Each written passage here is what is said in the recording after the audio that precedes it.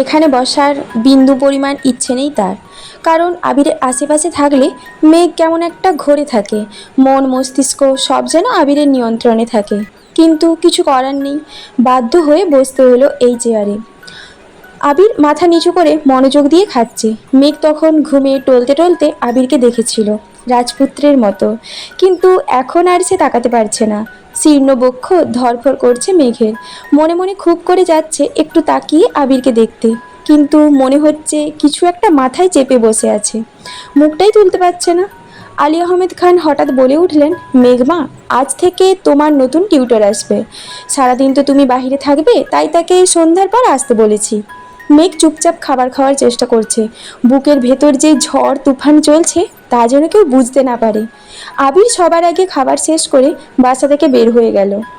আবিরের পেছন পেছন আলী আহমেদ খান, মোজাম্মেল খান ও ইকবাল খানও চলে গেলেন। ইকবাল খান আগেই অফিসে জানিয়ে দিয়েছে অফিস যেন সাজিয়ে গুছিয়ে রাখে। আবির অফিসের সামনে এসে বাইক পার্ক করে অফিসে ঢুকতে গেলে সিকিউরিটি গার্ড বলে ওঠেন, স্যার, আপনায় একটু বসতে হবে, বড় স্যাররা না আসলে আপনি ভেতরে যেতে পারবেন না।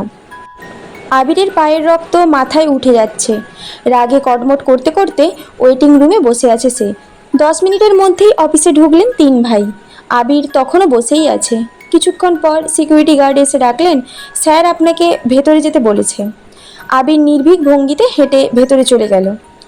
অফিসের ভেতরে ফুল দিয়ে সাজানো, ঢুকতেই সবাই হাততালি দিয়ে কংগ্রাচুলেশন জানাচ্ছে আবিরকে। দু একজন ছবি তোলায় ব্যস্ত। বাবা চাচা তিনজন আর আবির মিলে একটা কেকও কাটলো। তিন ভাইয়ের তো আজকে খুশির দিন, বংশের বড় ছেলে তাদের কোম্পানির হাল ধরতে যাচ্ছে। এর থেকে বড় পাওয়া আর কি আছে? তানভীরের মতে, আবির যদি মুখের ওপর বলে দিত আমি ব্যবসা সামলাবো না, তখন তো কিছুই করার ছিল না। আবির যেহেতু মেনে নিয়েছে, এতেই হবে। ঘণ্টাখানেক হলো আবির অফিসে এসেছে। এর মধ্যে চাচ্চু ইকবাল খান ভাতিজাকে সব কাজকর্ম বুঝিয়ে দিতে ব্যস্ত। অন্যদিকে আলী আহমেদ খান এবং মোজাম্মেল খান আজ আড্ডায় মগ্ন। তাদের মাথা থেকে সব চাপ চলে গেছে। দুই ভাই মিলে চা খাচ্ছে, খুনসুটি করছে। এত বছরের ব্যবসায়িক জীবনের অবসানের সময় এসেছে এবার। সারাদিন আবিরের ব্যস্ততায় কাটে। প্রথম দিনের অফিস দায়িত্ব বুঝে নেওয়া বিশাল চাপ। মাঝখানে একবার সময় করে বাবা চাচাদের সাথে তোলা একটা ছবি ফেসবুকে শেয়ারও করেছিল। 6টায় বাসায় ফিরেছে আবির। এসেই সোজা রুমে চলে গেছে, শাওয়ার নিয়ে রেস্ট নিচ্ছে, হয়তো ঘুমিয়ে পড়েছিল। দুঃস্বপ্নই দেখলো কিনা চমকে উঠে বসলো বিছানায়। আবিরের চোখে মুখে উদ্বেগ স্পষ্ট। তড়িঘড়ি করে রুম থেকে বের হয়ে নিচে আসলো। পরিস্থিতি স্বাভাবিক। মালিহা খান এবং হালিমা খান কাজে ব্যস্ত। আদির আম্মু আদিকে নিয়ে পড়াতে বসেছেন। মিমো হয়তো পড়ছে নিজের রুমে। কয়েক মুহূর্ত সোফায় বসে আবার উঠে রান্নাঘরের দিকে গেল। হালিমা খানের দিকে তাকিয়ে ঠান্ডা কণ্ঠে জিজ্ঞেস করলো, মেঘ কোথায় মামুনি? মেঘের টিউটর এসেছে, পড়ার ঘরে পড়াচ্ছে। আবির বলল, ও আচ্ছা, আমায় একটু কফি করে দিতে পারবে? হালিমা খান বলল, একটু অপেক্ষা করো বাবা, এখনই দিচ্ছি।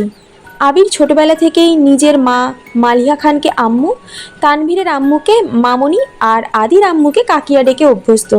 এত বছরেও তার ডাকে পূর্বের ন্যায় মিষ্টতা মিশে আছে। সোফায় বসে কফি খাচ্ছে আর মোবাইল ঘাটাঘাটি করছে। 20 মিনিট পর পড়ার রুম থেকে বের হলো একটা ছেলে, বয়স হয়তো 22-23 হবে। 5.7 কি 8 হবে লম্বা, চোখে চশমা।